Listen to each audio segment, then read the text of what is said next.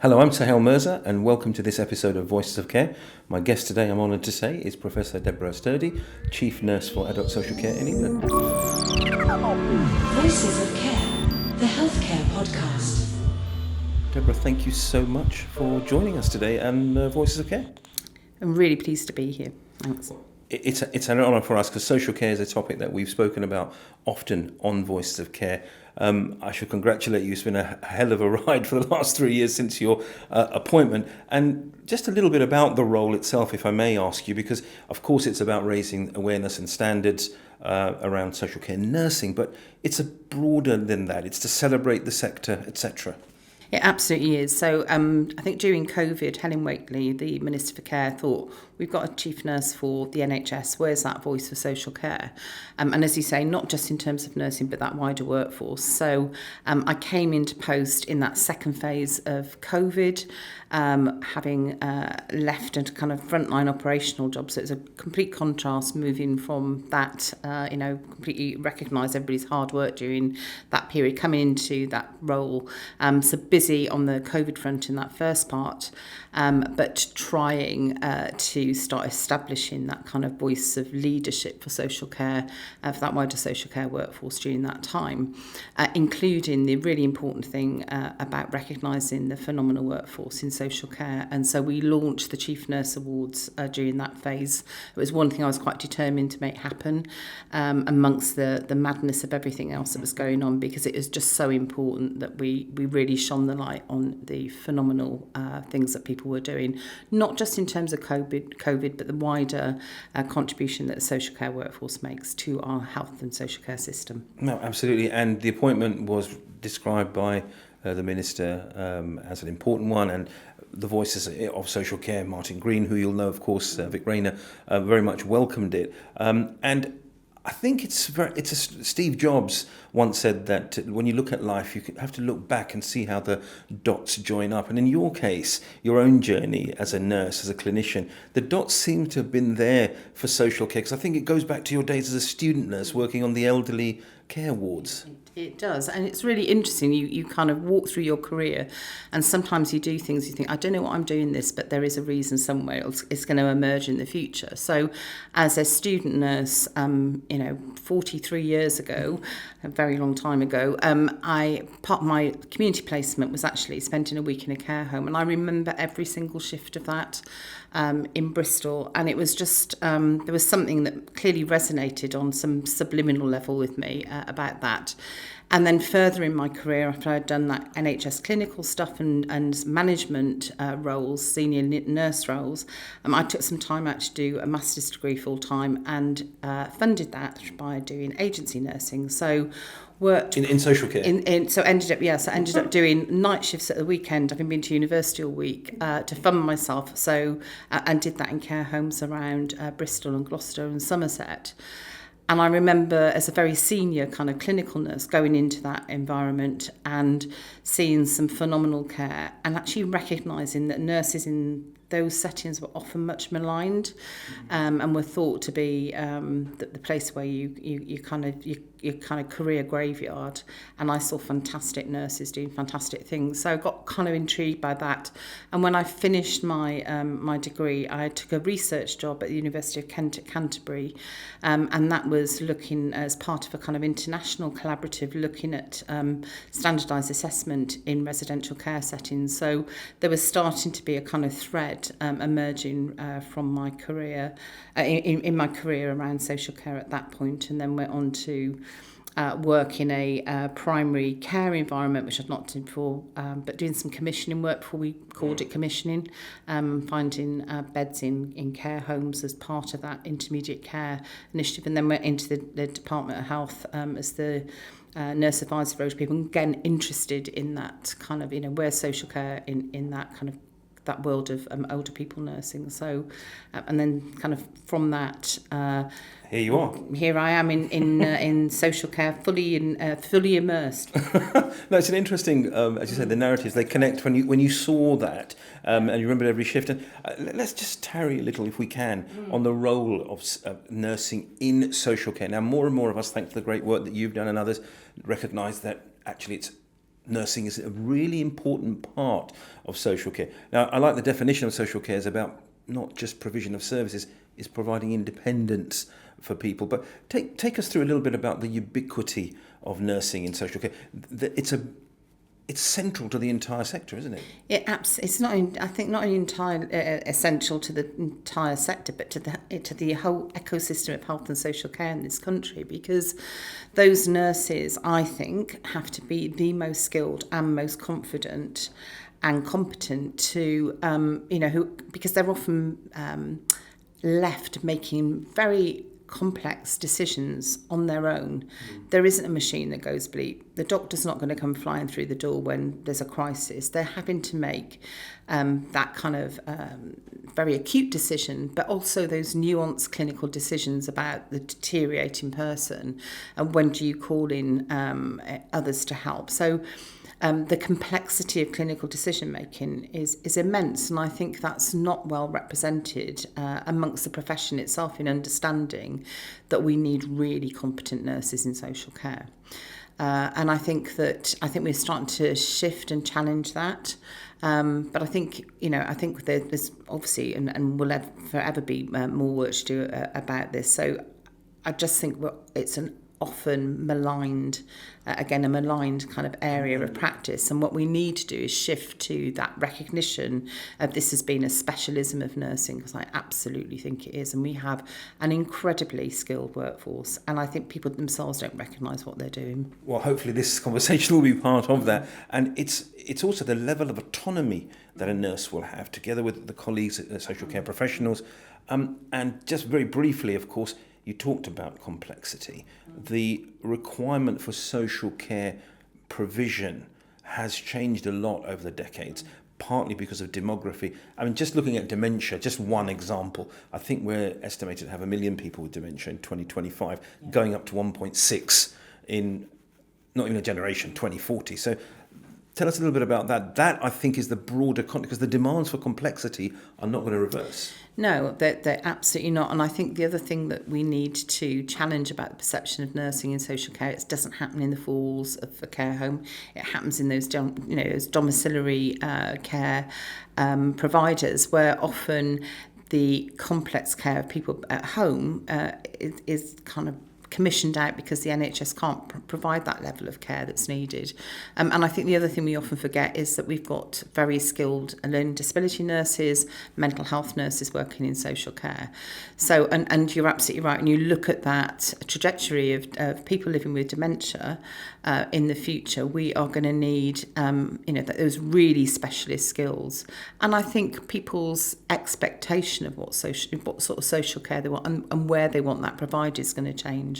So I think that kind of more community-based domiciliary care aspect of social care nursing is going to grow and grow. Absolutely. And I think taking that as part of a broader picture, if I may, social care has many challenges. I think we know that, and there are many episodes we've devoted to that and policy. I want to look perhaps the flip side onto that, because you've been on record as saying that social care is not just a concept. It's about making a difference in people's lives, and there's a need to change the narrative. Can you explain a bit more about that? Because for me, it's about everyone understanding. Let's take the complexity point. People with severe physical disabilities. I think you've been on record because you spend your time going to care homes, and you've seen incredible work that supports those people that looks almost simple from an untrained eye, but the level of intensity and research behind it is profound. Absolutely. And yesterday I was visiting the service for younger people with acquired brain injury, and with a colleague of mine who's not a clinician, and being able to interpret some of the misperception that she was kind of taking from the conversations we were having from the nurses and the care staff there was really important. And in fact, we got into a really interesting discussion about the ethical dilemmas that often nurses in social care are facing in terms of where people have capacity, for example, and want to eat a normal diet, but the professionals are saying that this person needs a modified diet. So how do you kind of marry that up? And again, when you're working in suspended isolation, often that is a very very challenging, professionally challenging for any accountable registered professional. So that's a huge issue, and I think that we have to change the narrative, because we need to talk about social care nursing for what it is, and these are nurse-led services. As I say, there's not the machine that goes bleep and the doctor and that whole MDT wrapping around instantaneously. So I think that we need to describe it what it is, and I think we are talking about nurse-led services, and if we change that narrative, why wouldn't you want to work as an autonomous registered practitioner in that environment? And taking that a step further, I guess, going upstream, and obviously the training and the education, there would be a strong argument then to make placements within social care, whether it's residential or otherwise, social care settings, as part of the undergraduate curriculum and experience. It's absolutely vital that we do that. That for me, the ambition is not just for nurses, but I think every clinical undergraduate should have a placement in social care. How do we ensure that the doctors of the future understand the context, and our therapy colleagues? So for me, it's as broad as that. But for nursing is absolutely critical.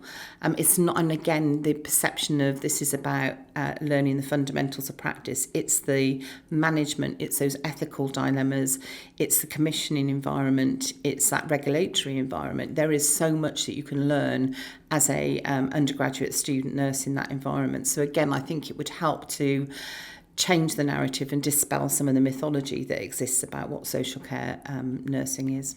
And you've been very vocal and taken some great strides to support, I guess, the infrastructure, the educational infrastructure, because if we're going to make those changes of narrative, if you're going to give people the opportunity for placements on an undergraduate level, the education and research landscape has to change. And I want to touch base on some of the things, we can't cover them all, that you've seen happen, for example, with the work of the RCN Foundation. So academically, social care nursing is beginning to stand on its own as a discipline.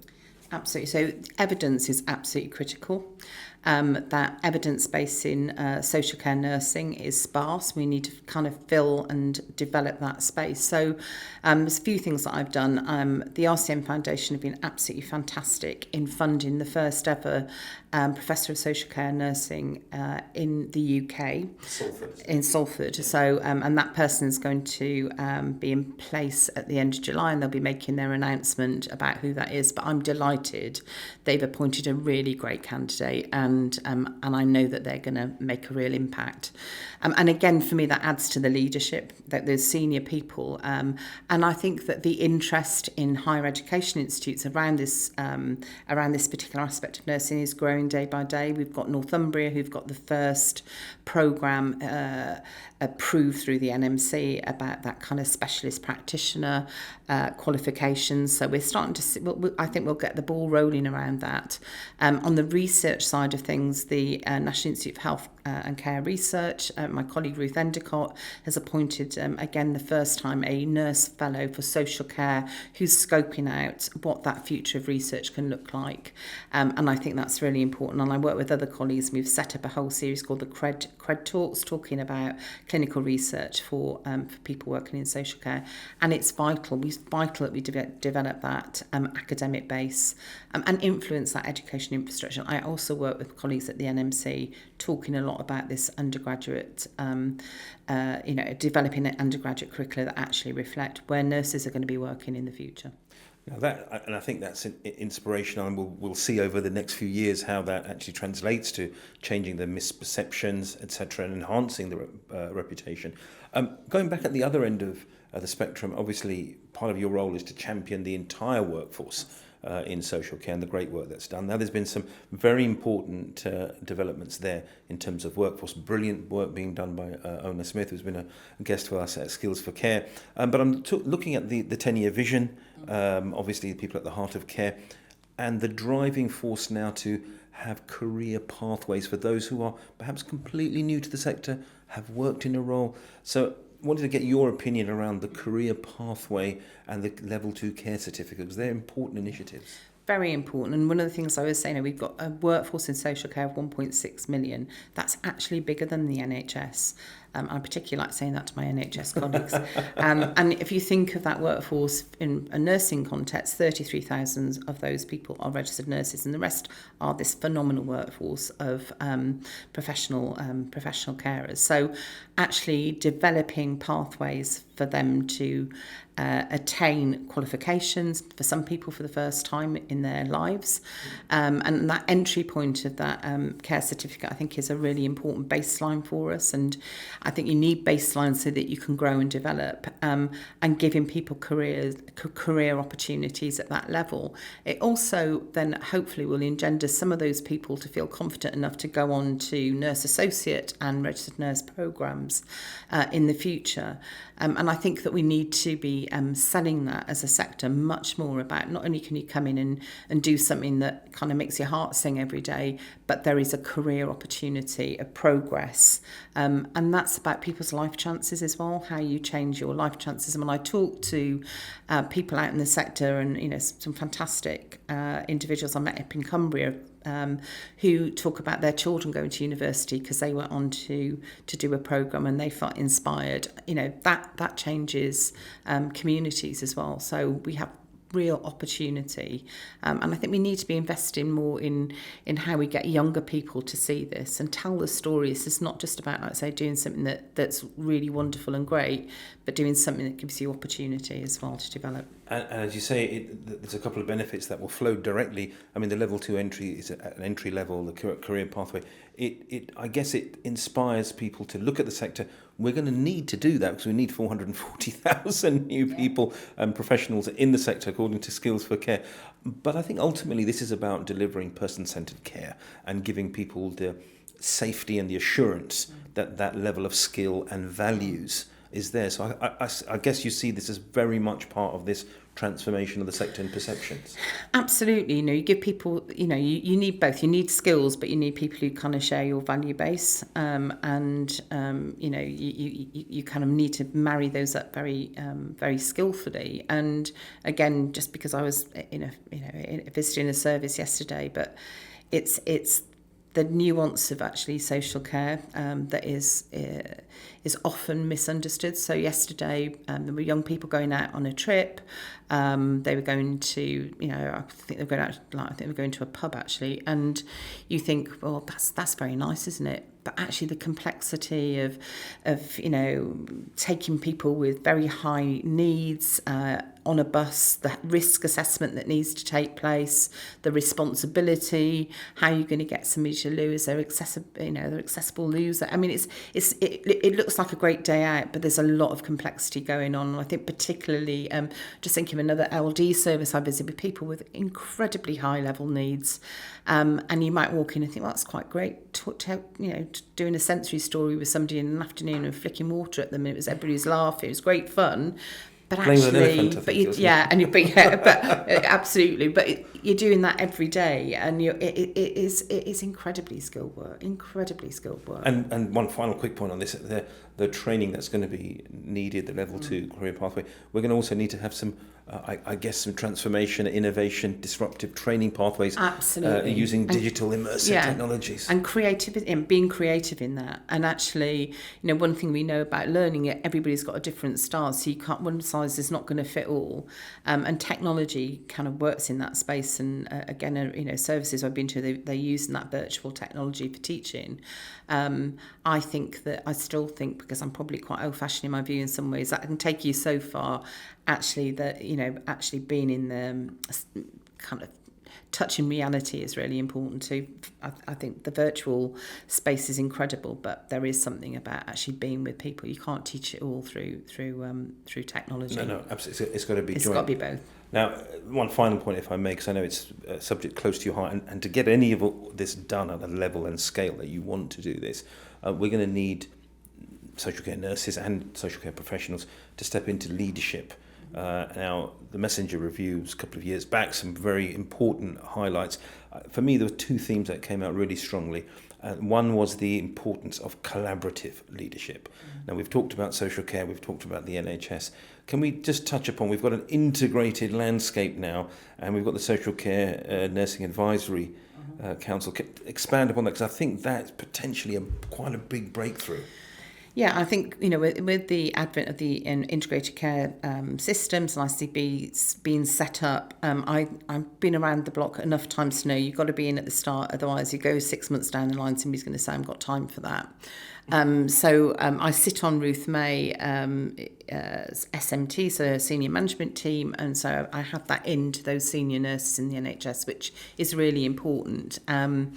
And being able to bang the drum for social care within that context. So we set up the Social Care Nurse Advisory Councils. We're just kind of learning from the first year now and reforming those into broader councils that are going to sit within every region, connected to every ICB nurse, so that we've got a kind of governance structure. We can kind of make sure that we've got proper communication going and linking with, we talked a tiny bit earlier about actually needing to connect to other people and other things. So we've got our regional skills for care colleagues, connecting in with the RCN independent care sector leads, so that we can be a stronger voice together than I think we are apart.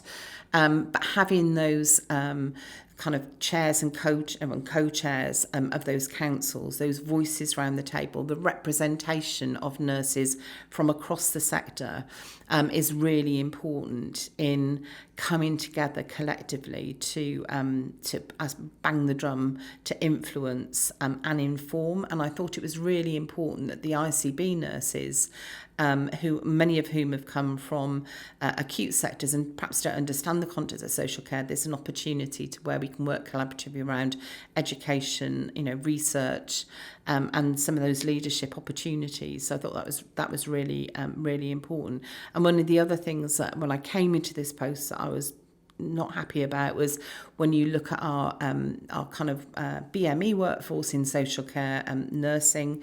40%. Yeah, absolutely. But only representing 17% of leadership positions, and that is just fundamentally wrong. So we've just had our second cohort of nurses come through the Florence Nightingale Foundation bespoke programme around social care nurse leaders, and it's been fantastic watching people flourish and confident and challenging by the end of that programme. So, again, I hope in the future we will continue to support that. And I think that opportunity to challenge and be involved in other programmes. And I'm forever encouraging people to put themselves forward for things. Well, I think you've encapsulated there that collaboration, inclusion, and I think you're on record as saying when we look at the challenges of social care, it's the final point I'd like to end with, is we're all part of the solution. We're not only, and I would say to my NHS colleagues, and we're all looking after the same people. We're all looking after the same people on that care continuum, and actually we're better doing that collectively rather than fighting about who should be doing what, because this is about real people's lives, and we're all in it to get the best outcomes, I hope, for people. On that inspiring note, Deborah Sturdy, thank you so much for your time and your wisdom. Thank you. Pleasure. When people say wisdom, you're old. No, I meant it in its proper sense, proper etymological sense. Thank you very much. If you've enjoyed this episode of Voice of Care, please like, follow or subscribe wherever you receive your podcasts. And if you want to find out more about how we are truly informing the health and social care debate, please visit newcrosshealthcare.com/Voices of Care. In the meantime, I'm Suhail Mirza. Thank you and look forward to seeing you on the next episode. Voices of Care, the Healthcare Podcast.